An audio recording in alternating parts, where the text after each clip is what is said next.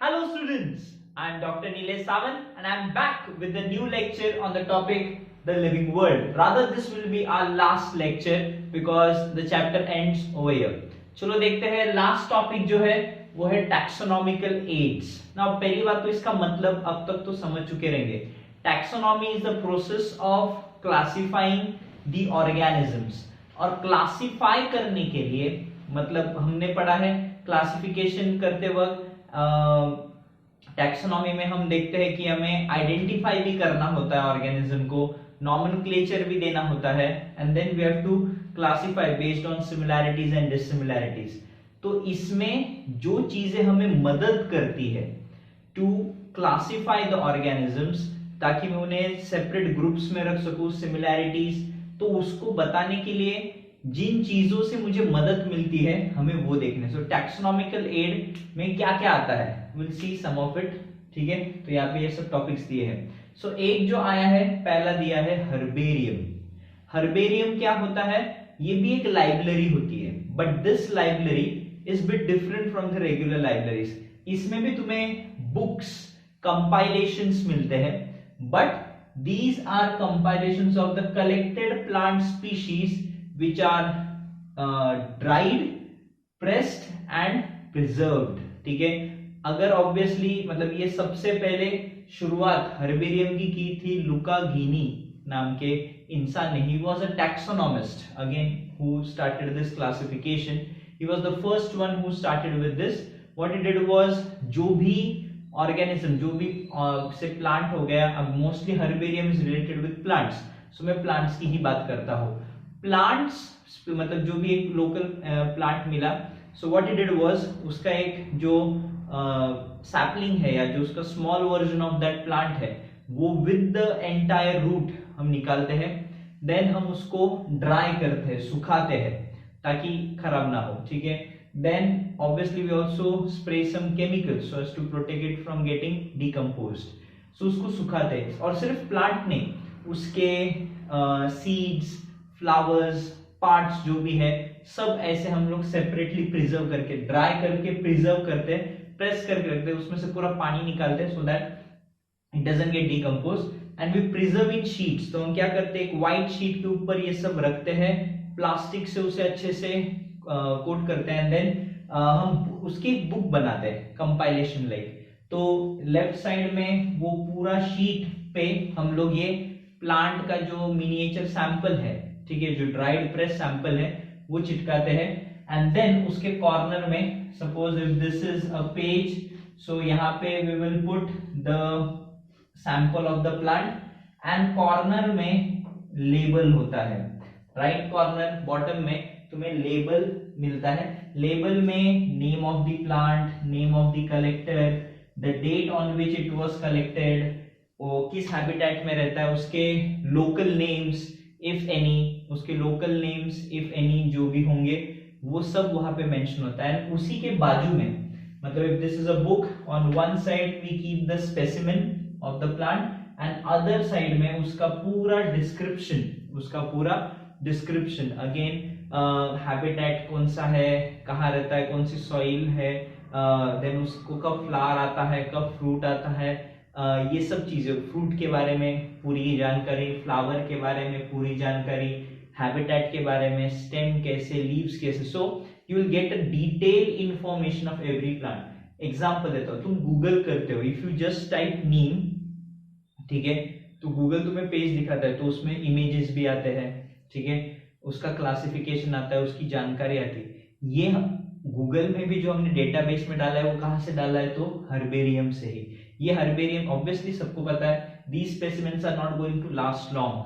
ठीक है, ultimately they are going to get decompose. So हमने इसको डेटाबेस में कन्वर्ट किया है, इसलिए आज टिप ऑफ द फिंगर है, आज रेयरली कोई हर्बेरियम जाता है. Literally you can see good pictures, मतलब fresh pictures of that plant आज मोबाइल पे मिलते हैं. बट पुराने जमाने में ऐसा कुछ था नहीं. ठीक है, उस वक्त के साइंटिस्ट के लिए ट्रैवल करना भी बड़ा मुश्किल होता था. तो हर्बेरियम से एक ऐसा स्पॉट होता था जहाँ पे बहुत सारे प्लांट्स के सैंपल्स अवेलेबल होते थे. तो अगर किसी साइंटिस्ट को कुछ काम करना है, किसी मेडिसिन के ऊपर काम करना है सपोज, या कोई चीज चाहिए, so he can get the information about that plant, ठीक है, with the help of herbaria. ये टैक्सोनॉमिकल एड किस काम आते हैं, ठीक है। सो टैक्सोनॉमिकल एड हमको हर फील्ड में लगते हैं, जैसे मैंने अभी जस्ट एक एग्जांपल दिया फार्मेसी के हिसाब से, वैसे food industry, medicine industry, textile industries, ऐसे अलग अलग इंडस्ट्रीज को ये जानकारी लगती है। मतलब सपोज टेक्सटाइल इंडस्ट्री है, मैं अगर लिनिन की चीजें कुछ बनाना चाहता हूँ तो पहली बात तो क्रॉप प्लांट के बारे में जानकारी चाहिए, कौन सा स्पीशी बेस्ट क्वालिटी लिनिन दे सकता है, देन कहाँ मिलता है, कैसे उगाया जाता है, ये सारी जानकारी तुम्हें हर्बेरियम शीट्स में उस प्लांट की डिटेल इंफॉर्मेशन मिल जाएगी, ठीक है। सो ये ऐसे अलग अलग फील्ड्स में भी काम आता है। So to know something about a plant, तो herbarium is you can say a one stop destination, given that in that herbarium वो plant species होना चाहिए, ठीक है। सो herbarium ऐसा एक लाइब्रेरी जैसे होता है जहाँ पे एक सिस्टमैटिक मैनर में ये जो स्पेसिमेंस है इन अल्फाबेटिकल ऑर्डर से इन्हें रखा जाता है। So whenever you want information regarding any of the plant, you can go to an herbarium, visit it and get the desired information, ठीक है, that you want. So herbarium hopefully सबको समझा है। Next, botanical garden. Now botanical garden is also associated with plants, but these are with live plants, ठीक है। हम क्या करते हैं जनरली बोटेनिकल गार्डन में, कुछ रेयर प्लांट जो नॉर्मली यहाँ नहीं मिलेंगे, कहीं दूर मिलते हैं, हम उन्हें यहाँ ग्रो करते हैं यहाँ की सॉइल में, सो दैट इधर के जो साइंटिस्ट लोग हैं लाइव स्पेसिमेन है, ठीक है, बॉटनिकल गार्डन में हम इन्हें उगाते हैं, हम कोशिश करते हैं उन्हें वैसी कंडीशंस देने की, उसको लेबल करते हैं, उसकी जानकारी लिखी जाती है उस इसमें। सो व्हेनेवर एनी साइंटिस्ट और एनी स्टूडेंट भी बोल सकते हो who wants any information about that given plant, so botanical garden में तुम ये हासिल कर सकते हो, ठीक है। एक्सपेरिमेंट के लिए तुम्हें सैंपल चाहिए, से लीफ का कुछ सैंपल चाहिए, you can take it from these botanical gardens. You can't obviously damage the plant entirely, but अगर थोड़ा सा स्पेसिमेन तुम प्लांट का लेना चाहते हो, so you can take it. So कोई दूर दराज वाला प्लांट है, हमने यहाँ बोटेनिकल गार्डन में या पॉली हाउसेस में, जहाँ पे बोटेनिकल गार्डन है वहाँ पे उधर पॉली हाउसेस में हमने उसे उगाया है, तो you can go and visit, look at the plant, get the information that you need. So directly live plants तुम देख सकते हो in an botanical garden. NCERT book में 3 ये नाम दिए हुए जो एमसीक्यूज के लिए इंपॉर्टेंट है, याद रखोगे। सबसे बड़ा बोटेनिकल, इवन बोटेनिकल गार्डन की भी शुरुआत लुका घिनी ने ही की थी, ठीक है, लुका घिनी, ठीक है, द नेम इज लुका घिनी, ठीक है, इट इज लुका घिनी, ठीक है, वे बैक 1700s 1800s में कर दिया है ये टाइमलाइन उनका। So he was a famous taxonomist जिन्होंने ये हर्बेरियम और बोटेनिकल गार्डन का चलन स्टार्ट किया। सबसे बड़ा बोटेनिकल गार्डन कहाँ मिलता है, तो बोटेनिकल गार्डन लंदन में मिलता है, Kew, which is the world's largest botanical garden. India की बात करो तो Indian botanical garden Howrah that is West Bengal, वहां मिलेगा। And national botanical research institute ये लखनऊ में है। सो रिसर्च इंस्टीट्यूट जहाँ पे इन प्लांट्स का रिसर्च किया जाएगा या उनकी इंफॉर्मेशन एनालाइज होती है, तो वो यहाँ लखनऊ से की जाती है। Next one, museum. अब यहाँ पे भी डेड ही ऑर्गेनिजम्स मिलने वाले, बट यहाँ पे प्लांट्स भी हो सकते हैं और एनिमल्स भी हो सकते हैं, ठीक है। So it's a collection of plants and animal specimens.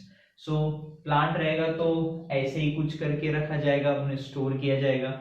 Animals के मामले में से अगर छोटे एनिमल्स है तो हम उन्हें ग्लास के बीकर्स में इन फॉर्मेलिन सॉल्यूशन डिप करके रखेंगे, and so that they don't get decompose. छोटे मोटे कीड़े हैं, हम उन्हें कलेक्ट करते हैं, उन्हें किल ऑब्वियसली मारेंगे, बट बाय से suffocating them in that way, फिर उन्हें पिन करके बॉक्सेस में डिस्प्ले के लिए रखा जाता है। So you can C those insects, ठीक है। बड़े एनिमल्स जो है जैसे लायन, टाइगर्स, लेपर्ड्स, तुमने देखा रहेगा पुरानी मूवीज में भी, या राजा महाराजाओं के इधर ऐसे उनके पुतले या उनके what you can say the entire display करने, जैसे मैनिक्विन रहता है वैसे एनिमल डिस्प्ले पे रखते। तो क्या करते थे, किसी जानवर को मारने के बाद या अगर वो नेचुरली मरा है तो उसके सारे इंटरनल ऑर्गन्स निकाल देंगे एंड स्किन सिर्फ बचती है, और उसको स्टफ करके वो एनिमल जैसा लुक मिलता है. So that process is known as taxidermy. Stuffing the animal and getting it. So taxidermy जो है वो ये काम मतलब उसको हम कहते हैं. So ये एक तरीका है प्रिजर्व करने का.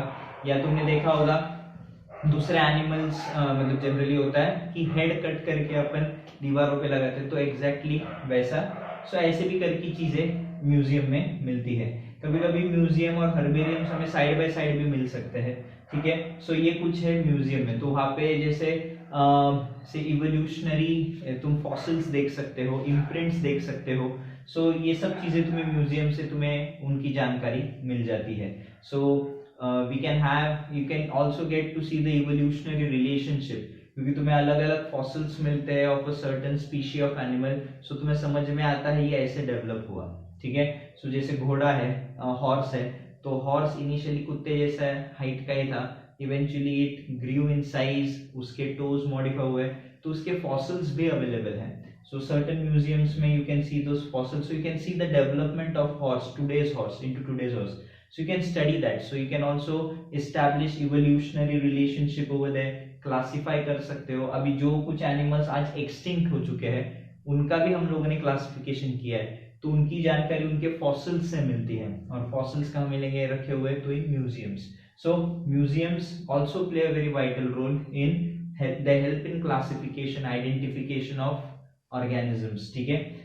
जूलॉजिकल पार्क्स, अब सब यहाँ पे तो डेड था, अब यहाँ पे सब जिंदा है. तो हमने क्या किया है, एनिमल्स को उनके नेचुरल हैबिटेट से निकाल के एक प्रोटेक्टेड एनवायरनमेंट में इन जूस हम रखते हैं. तो जूलॉजिकल पार्क्स मतलब सादी भाषा में जूस. तो वहां पे हम इन एनिमल्स को देख सकते हैं. चलो लोगों के लिए तो वो सिर्फ एक एंटरटेनमेंट का जरिए देखने के लिए लाइव, बट फॉर द जूलॉजिस्ट्स, ठीक है, they can observe the behavior of that animal.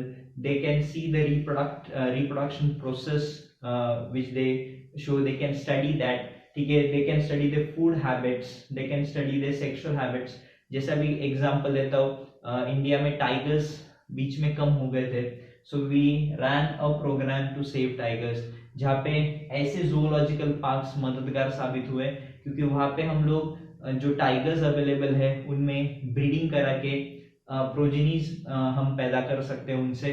उनको वो अब नॉर्मली अगर एक नेचुरल एनवायरनमेंट में देखें, सपोज एक टाइगर्स को 4-5 कब्स होते हैं, नॉर्मली होता है कि एक हाथ दो ही जिंदा रहता है, 3-4 या तो भूखमरी के शिकार होते हैं या they might be attacked by some another predator. तो ऐसे बहुत चांसेस होते हैं नेचर में नेचुरली. बट जब हम जू में होते हैं तो ये पांचों कब्स को हमें इक्वल मौका देते कि सब जिंदा रहे, सब एटलीस्ट अडल्ट होने तक तो भी टिके रहे. उसके बाद सरवाइव करना ना करना भी वो उनके ऊपर. So in this way we can increase the number, we can study them, we can study the behaviour pattern, we can study the reproductive patterns. So इससे बहुत इंफॉर्मेशन मिलती है. सो फॉर जूलॉजिस्ट अगर हम बात करें या बायोलॉजिस्ट की नजर से देखें, जूलॉजिकल पार्क सिर्फ अपने लिए तो सिर्फ एक एंटरटेनमेंट का जरिया है कि हाँ देखो एनिमल बहुत अच्छे, ठीक है, but they can run breeding programs, they can run various programs to save those animals, to increase the number. ये बहुत सारी चीजें की जा सकती हैं. So zoological parks are also a great way to actually see that animal so that we can identify it. Classification में ये zoological parks हमें मदद करते हैं. तो hope so ये जो 4 taxonomical aids है कैसे काम करते हैं सबको समझाया. नेक्स्ट वन जो है ये कुछ पॉइंट्स है, that is key points, flora, manual, monograph, catalogue क्या होते हैं. नाउ की क्या होता है? First of all taxonomical aid में बहुत इंपॉर्टेंट है तो की क्या है? It is used in identification of an organism based on its similarities and dissimilarities. ठीक है, बेस्ड ऑन कॉन्ट्रास्टिंग कैरेक्टर, और उन कॉन्ट्रास्टिंग कैरेक्टर्स को हम कपलेट बोलते हैं. And the statement which will lead to a particular result is known as a lead. And generally देखो तो की एक एनालिटिकल. ये चारों पॉइंट्स अगर रखो इसके ऊपर एमसीक्यूज आते हैं. ठीक है, अब मैं समझाता हूं ये कंसेप्ट है क्या. सपोज करो फिश, अब सबको फिशेस के कैरेक्टरिस्टिक्स पता है ऑब्वियसली. सपोज मेरे पास 2 फिश है जो मैं देख रहा हूं कि शार्क एक है एंड एक लेबियो, या तुम कोई बॉम्बे डक ले सकते हो, which is a bony fish, विच अभी पहले से अपने को मुझे पता है बट अभी सपोज किसी को नहीं पता है, ये तो दिखने में तो दोनों मछलियां, क्योंकि दोनों को मैंने समंदर से ही पकड़ा है। अब मुझे इन्हें क्लासिफाई करना है, तो की क्या होता है? तो की इसमें ये है कि मैं इन दोनों में देखता हूँ व्हाट आर द कैरेक्टरिस्टिक्स, और उसमें से मैं सिमिलैरिटीज डिससिमिलैरिटीज ढूंढता हूँ। तो उसमें से एक की मुझे ये मिलती है, दोनों का स्केलेटन, ठीक है। Shark is cartilaginous as we all know, and labeo, या अगर मैंने जैसे बॉम्बे डक बोला, so it is a bony fish. So key यहाँ पे मेरे लिए क्या है? तो इसका nature of skeleton. So nature of skeleton of these two fishes is a key for me, where I have two contrasting characters, that is one is having a bony skeleton, other is having a what do you say, a cartilaginous skeleton. So it is an identification, so that nature of skeleton is the identification mark for me, so that becomes a key, and then it is based on its similarities and dissimilarities. So bony nature and cartilaginous nature, ये दो contrasting characters हो गए, तो इसे हम couplet बोलते हैं, ठीक है। Bony and cartilaginous, this contrasting characters we call it as couplet. Now if I actually see और इफ आई ऑब्जर्व कि इसमें है क्या, so if I see a shark and उसका एक्चुअली मैं स्केलेटन देखूं, I can see that it is made up of a cartilage. So each statement in a key is lead. सो जब मुझे पता चलता है कि इट इज एक्चुअली, तो that is a lead for me, and now I can separate, है तो दोनों फिशेस पहले, but now I can separate them as chondriostis and osteostis. So you can see the point, that is the nature of skeleton is a key. It has two contrasting characters, one is the bony and the cartilaginous aspect, and what observing it, seeing its skeleton, actually I can make out which one is bony and which one is cartilage. So that statement becomes a lead, and hence key helps us in analysis, और analysis के जरिए हम एक point reject करते हैं, एक point accept. मतलब जैसे मुझे पता चला कि शार्क की बॉडी कार्टिलेज, तो obviously I will put it in the group of cartilaginous fishes, तो ऑटोमेटिकली एक ऑस्टियोस्टिस वाली कैटेगरी मेरे लिए ऑब्वियसली इट बिकम सेकेंडरी, या रादर उसमें कुछ आएगा ही नहीं। So this is how key helps us, this is how key helps us in identification of organisms based on the similarities and dissimilarities. Flora क्या है? फ्लोरा मतलब अब सपोज एक जंगल है, तो उस जंगल में मौजूद प्लांट्स का जो भी डिस्क्रिप्शन या उसका एनालिसिस है, तो description of plant life in a given area, suppose एक नेशनल पार्क है, ठीक है, तो उसका फ्लोरा क्या है? फौना मींस उधर रहने वाले एनिमल्स, फौना नहीं दिया, फ्लोरा ही दिया है। फ्लोरा मतलब एक suppose if I am taking a certain national park, so which all categories of plants are present in this area, उसका जो डिस्क्रिप्शन मुझे मिलता है that is known as flora, ठीक है। सो इससे मुझे पता चलता है कि एक सर्टेन एरिया में कौन से प्लांट ज्यादा ग्रो करते हैं, कौन से कम ग्रो होते हैं, which flourish, which are low level, so they are getting extinct over here, so उनके लिए मैं कुछ कर सकता हूँ। So it helps us to analyze which species are flourishing over here, which are having a very hard time, which are endangered species, so we can look after them also. So flora gives you the description of a plant life in a certain area, जो हमें classify करने में मदद करते हैं, ठीक है, identification में भी मदद करेंगे, तो क्योंकि उसका डिस्क्रिप्शन भी होगा वहां पे कि ये प्लांट कैसा दिखता है वगैरह वगैरह। सो ये सब डिस्क्रिप्शन तुम्हें यहाँ पे मिलेगा फ्लोरा में। मैनुअल्स क्या होता है? ठीक है, मैनुअल मतलब एक हैंडबुक, स्मॉल कंपाइलेशन कि what is there in over here in this national park, क्या क्या है इधर। सो उसका एक मिनिएचर डिस्क्रिप्शन तुम्हें जहां मिलता है वो मैनुअल। एक सिंपल एग्जांपल देता हूं, तुम कोई थीम पार्क गए होंगे, थीम पार्क गए होंगे, अब ऑब्वियसली थीम पार्क में क्या क्या है ये पता नहीं है तुम्हें, तो तुम्हें एक छोटा सा पर्ची दी जाती है, उसमें मैप होता है, उसमें जो भी उधर की राइड्स मेंशन होती है। सो this is manual. So manual gives me the entire description of that given theme park, कौन सा कहाँ पे फूड कोर्ट है, कहाँ पे टॉयलेट्स है, कहाँ पे कौन से राइड्स है, तो वहां पे लिखा होता है। सो एक छोटी सी जगह में, मतलब एक हैंडबुक लाइक, एक छोटी हैंडबुक, ठीक है, कंप्लीट डिटेल डिस्क्रिप्शन नहीं मिलेगा मैनुअल में। मैनुअल में सिर्फ कि यहाँ पे क्या है, कितना है, बस इतना ही मिलेगा। तो यही अगर जब हम किसी एक पर्टिकुलर ज्योग्राफिकल एरिया की बात करें, सो वहां पे manuals they help us to guide us, to give us the description कि व्हाट ऑल, जैसे अगर सपोज मैं गिर फॉरेस्ट लेता हूँ, तो गिर फॉरेस्ट में कौन से एनिमल्स की प्रीडोमिनेंसी है, ठीक है, उसके अलावा कौन कौन से एनिमल्स पाए जाते हैं, उनका डिस्क्रिप्शन नहीं होता मैनुअल में, हाँ ये एनिमल्स मिलते हैं, ठीक है, ये इतने हैं, ठीक है। So this information in short जहाँ पे पूरी तरीके से कंपाइल्ड होती है एक स्मॉल हैंडबुक लाइक स्ट्रक्चर में, सो दैट इज अ मैनुअल, ठीक है। मोनोग्राफ भी एक किस्म का मैनुअल, बट मोनोग्राफ में किसी एक ही ऑर्गेनिज्म या एक ही टैक्सॉन के बारे में तुम्हें डिटेल इंफॉर्मेशन, मतलब सिंपल एग्जांपल, एक नेशनल पार्क है, यहाँ पे कितने मैमल स्पीशीज है, यहाँ पे कितने मैमल स्पीशीज है, तो एक आधा टैक्सॉन पकड़ लो या कोई एक फैमिली ऑफ प्लांट्स पकड़ सकते हो, मालवेसी ले लो। तो यहाँ पे इस ज्योग्राफिकल एरिया में, एक सर्टेन ज्योग्राफिकल एरिया में मालवेसी कैटेगरी के कौन कौन से प्लांट्स हैं, तो उसका डिस्क्रिप्शन, सो नाम में नहीं है मोनोग्राफ, एक सिंगल ऑर्गेनिज्म बोलो या एक सिंगल टैक्सॉन, फैमिली हो सकता है, जीनस हो सकता है, स्पीशी हो सकता है, चाहे तो एक स्पीशी की डिटेल इंफॉर्मेशन कि इस एरिया में टाइगर्स है, गिर में तो कितने टाइगर्स है, कितने मरे रिसेंटली, कितने पैदा हुए, सो उसका डिस्क्रिप्शन, उसका एक ग्राफ, उसका एनालिसिस मिलता है, तो समझ में आता है कि वो यहाँ फ्लरिश कर रहे हैं या इनकी संख्या कम हो रही है, जो भी है। तो जैसे इसलिए बोला single taxon, it might be a species also, single species, it might be a genus also, it might be a family also, ठीक है, एक सर्टेन फैमिली ऑफ ऑर्गेनिजम्स को मैं स्टडी करना चाहता हूं, so that is known as monograph, समझ में।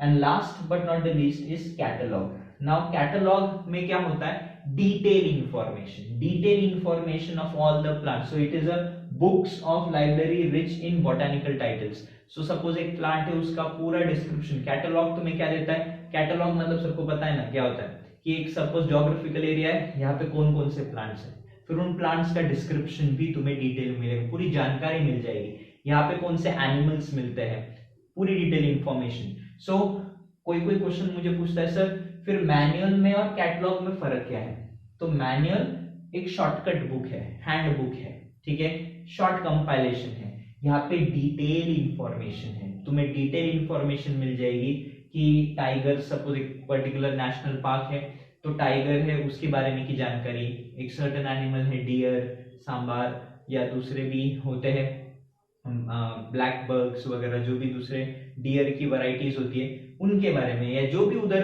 एनिमल्स या प्लांट्स मिलते हैं उनकी डिटेल इंफॉर्मेशन करके एक कैटलॉग, पूरा ऐसा पोथी जैसा बुक्स बनते हैं और उसको हम स्टोर करते हैं, तो उस ज्योग्राफिकल एरिया की जानकारी हमें अप टू डेट मिलती रहती है। से कई से अगर 20 साल पहले का कैटलॉग देखोगे तो वहां पे कौन से एनिमल्स थे, कौन फ्लरिश कर रहे थे, आज ईयरली अगर मैं यहाँ का इस रीजन का कैटलॉग बनाऊं तो आज कौन कौन से animals, so you can compare कि भाई कौन से फ्लरिश हुए हैं, who are having hard times to survive in this changing environment, so it helps the zoologist, botanist, ठीक है, to work around it। तो कोई endangered species है क्या उस एरिया में, तो उसके लिए कोई प्रोग्राम्स रन करो ताकि उनकी क्या बोल सकते हैं नंबर बढ़े।